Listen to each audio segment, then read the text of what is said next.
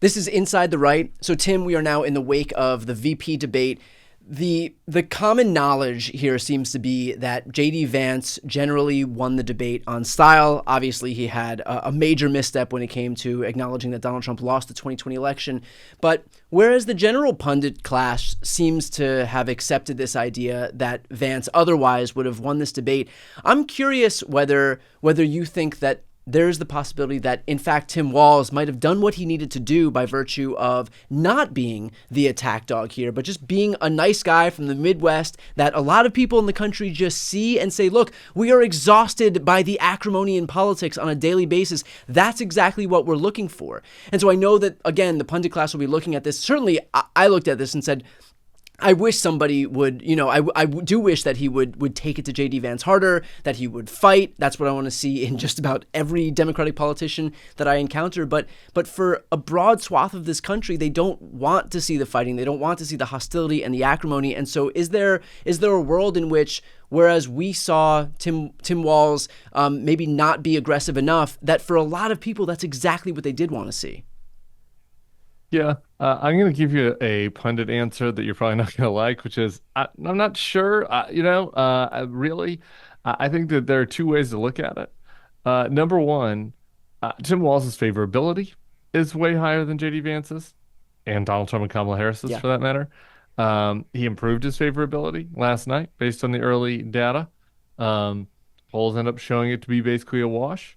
There is a group of people. I think that like the idea of being congenial, being focused on problem solving, talking about popular issues. He was much more in kind of the broad middle on healthcare, for example, a couple of climate and energy policy.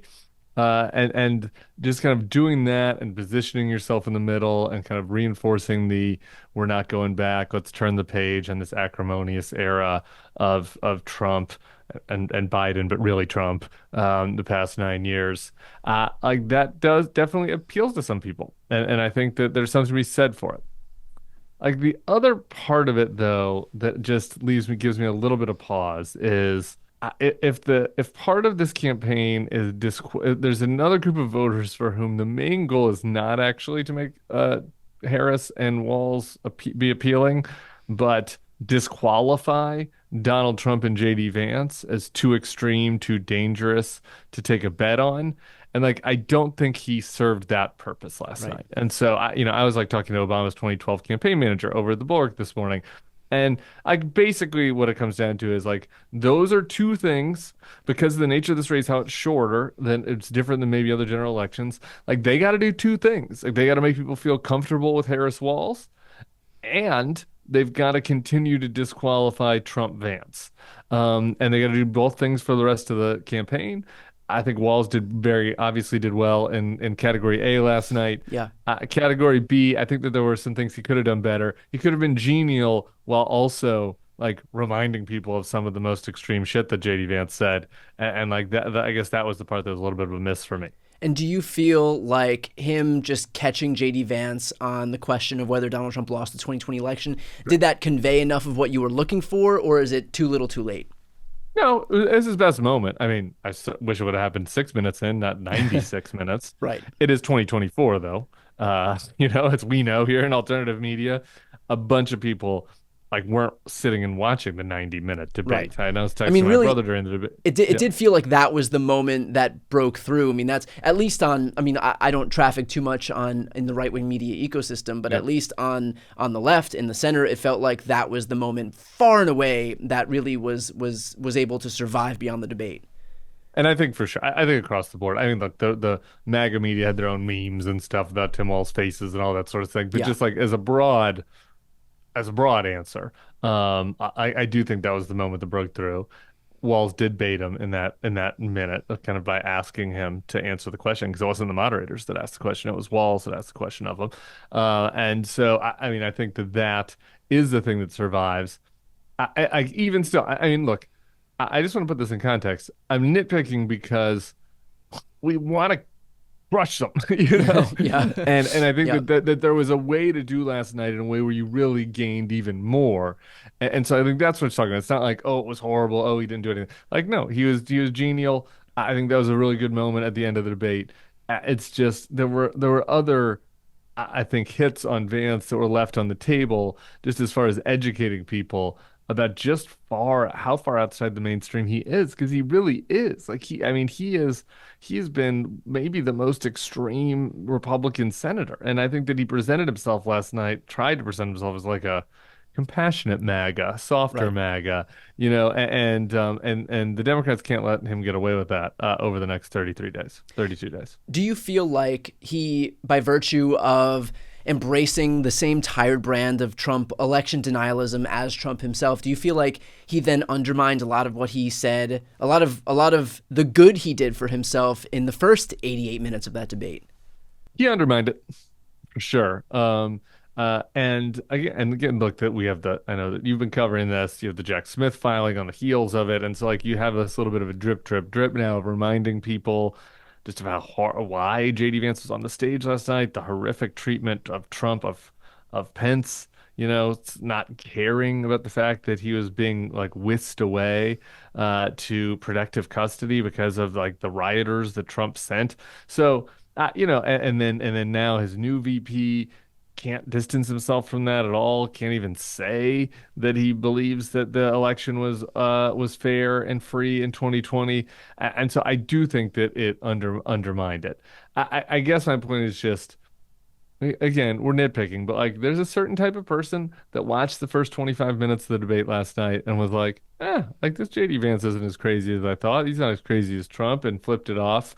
And, I think that there were moments throughout where like JD kind of presented himself as more normal than he is, because he's good at this. He's like a Right. sociopath. He's Patrick Bateman. Like he's good at faking it. I made a joke on Twitter about how he like code switches on MAGA bro podcasts from being like a totally sociopathic asshole, who doesn't care about people. And then on the debate stage, he's like, oh, I know that I want elites to like me and moderates to like me. So I'm going to talk about how much I pray for Tim Walz's son, and Yeah. the one woman that I care about that had an abortion. Like all that stuff. It's phony. Most people that know JD Vance's number, the types of people watching this show who have his number, see through it. But for more casual folks, and that's who the MAGA folks are trying to get to, that was the part that wasn't the A+ for me. So you said something that I thought was kind of striking, and it's something that I've heard from a lot of people, which is this idea that JD Vance presented himself as more palatable, more normal than Donald Trump. Do you think that Donald Trump, after the performance he gave on the debate stage against Kamala Harris, where the lasting image was him ranting and raving like an unhinged lunatic about how migrants are eating pet dogs and cats, and then the contrast between that and having JD Vance on that stage, who objectively did a much better job, who's more, who's more relatable, more articulate, more measured than Donald Trump. Do you think that he sees that, and there is a sense of competitiveness that Donald Trump would have against JD Vance, that he did so much better on the debate stage than the guy at the top of the ticket? Yeah, I'm gonna agree with everything you just said except for the word relatable. I don't know. JD Vance like Yeah. looks like a person an alien in a skin suit. Yeah, He that's certainly fair. was more articulate and Yeah. a better debater than Donald Trump by a mile. I mean, by a mile. Donald Trump got absolutely annihilated against Kamala Harris on style and substance. I mean, he looked bad. His face makeup looked bad. His hunch, but then the actual words, even if you just looked at the transcripts, Donald Trump was like spewing word salad Yeah. nonsense half the time, and JD Vance was making coherent, if oftentimes false, arguments, with like a beginning, a middle, and an end, Yeah. right? Subject, Low bar predicate these days. Yeah, I was sentences. just gonna say. So yeah, so I do wonder. I think I'm maybe the only person left in the pundit class that thinks Donald Trump might get shamed back into another debate. But you do wonder, right? Like another week of people talking about how great JD was and how Donald wasn't that good at debates and how Kamala whooped him, and is he really too scared? Yeah, far be it for me to get inside Donald Trump's little lizard brain there, but I think that there's definitely some potential for jealousy. Donald Trump does not want any sun to outshine his. Well, to that point, then, I mean, there is always the prospect, like JD Vance basically saved all of the weirdness for the campaign where he's tied to Trump, but when it was just him on that debate stage alone, he shined. relative to how he's been doing when Yeah. it's just him, like as Donald Trump's VP, or when he's on stage at, whatever, doing stuff where Trump is Donut shop. definitely, yeah, the donut shop. Like these are Trump campaign events. But when it's JD who has his opportunity to shine alone, he obviously exceeded expectations there. Do you think there's some degree of maybe I don't know, there's some fatalistic view of how this election will go, but saved this opportunity for him to perform well for when he was on his own, to give the impression that, come 2028, now he can be a contender and doesn't need Donald Trump, because like this campaign is a disaster. Trump on the debate stage was a disaster, but at least he held his own. I think definitely. I mean, the JD Vance 2028 kickoff was last night, as far as I'm concerned. He he's been horrible since Trump announced him, right? Like Right. he hasn't demonstrated any of the skills or appeal that people thought that they saw in him. There were jokes. I kind of monitor right wing and MAGA Twitter, and there were like jokes about whether the party is being handed over to Ron DeSantis or JD Vance, like who has less charisma for like Yeah. the heirs apparent, Ted Cruz, for if Donald Trump, God willing, is not running again in 2028. And so there is this vacuum, right? There wasn't a clear heir apparent to Trump. And I think that JD, part of the reason why he took it so seriously last night is because he knows that he had to be, live up to that to be the heir apparent. And I mean, there was reports that his wife Usha was prepping him. I think it showed last night. I mean, she was a Supreme Court clerk. She wants to soften him. Like, how can he appeal more to women, right? And Maybe I maybe think by that not by not demanding that he have autonomy over their bodies, but yeah, it's, well, that maybe be yeah, start one, or not saying that it's deranged. If you don't have a child, you have yeah. deranged. If you're a childless cat lady, so you're ruining the country. So anyway, I mean, again, low bar, big curve he's grading on. But I think that if you're just monitoring MAGA media world today, they got a little semi for JD last night, and I think that clearly JD is now like strongly positioning himself to be the MAGA heir apparent, which is super scary in certain ways, and like re-underscores the other thing of like maybe as a short-term goal, Tim Walz did what he was sent there to do last night, Coach Walz. But man, like the Democrats have real work to do to make sure people understand how extreme this guy is, beyond kind of the Democratic, like the highly engaged Democratic base who very much knows. But the education process has to get beyond that. What does it say that JD kind of saved his good performance when for a moment, that he wasn't explicitly linked to Trump? Like, it wasn't a Trump event. He wasn't on stage with Trump. It wasn't like some, campaign stop after a Trump rally. Like, this was his moment, but he saved the good stuff for when Trump wasn't around. Yeah, and I mean, his 1 week moment was having to answer for Trump. Right. So you can see how he would look separately.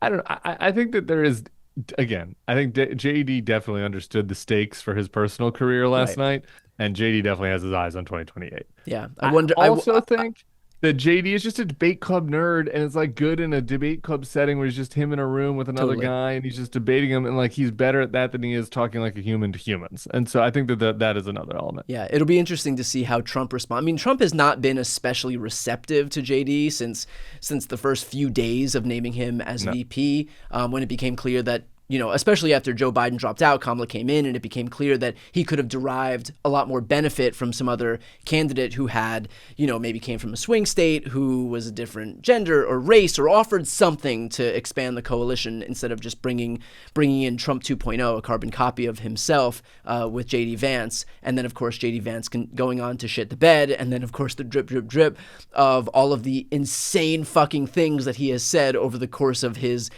over the course of the last like 5 years. God knows how many thousands of podcasts this guy has gone on just to shit on Prolific. every woman that he's ever come across. But it will be interesting to see how Trump responds to all of this, and especially this idea that really JD saved the good stuff for when it had nothing to do with Donald Trump. Yeah, I mean, they don't seem like they have a great relationship. Yeah. I guess I don't. This is I know this is inside the right. I have pretty good insight into the mindset of what's happening over there among the media class and the voters, but the personal side of it, they're not leaking their private thoughts to me, but you're just not seeing a lot of affection there, and I think that it makes sense, right? Because JD is a soulless striver, and he was letting Donald Trump down all campaign, and then last night he finally has a good night, but it's at a moment where it's kind of like, oh wait, this guy might be coming to push me off stage, right? Totally. Rather than coming to support me, because there wasn't a lot of rah rah Mr. Trump last night from Totally. JD. Yeah, and I think it's also worth noting that there's not exactly a great track record between Trump and his VPs either. So There's not. there's something worth to note there. With that said, of course, for those watching right now, if you want to support the work that Tim and his team are doing over at the Bulwark, which is especially important because that work gives a permission structure for these Republicans, former Republicans, independents, to know that there is a community of like-minded people who and that you're not just obligated to vote for Republicans if you've been a Republican for your whole life. So let's elevate their content right now. So I'll put the link to the Bulwark right here on the screen and also in the post description of this video. I'm Brian Tyler Cohen. I'm Tim Miller. This is Inside the Right.